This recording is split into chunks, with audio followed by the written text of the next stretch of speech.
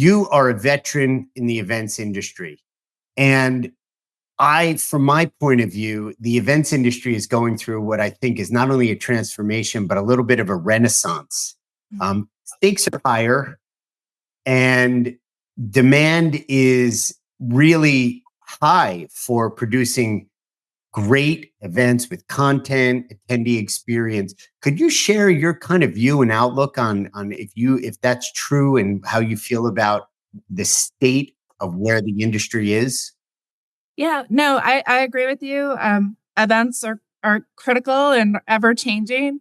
And probably the biggest transformation I've seen is just people are looking for more experiential as it relates to events. So when they're coming to an event, they're looking to potentially go to that location so that they could bring their family and have a pre or post trip in relation to the conference itself. So that's something that's kind of evolved over time since COVID. I think people are bringing their families more to events than they have.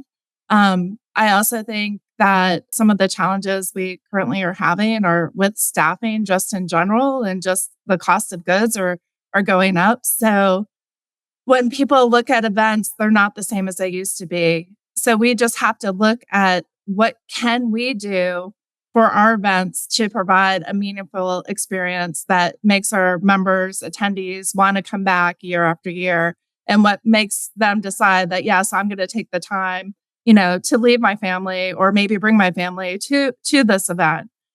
So I think that's one of the challenges we're currently facing and trying to figure out where that balance is.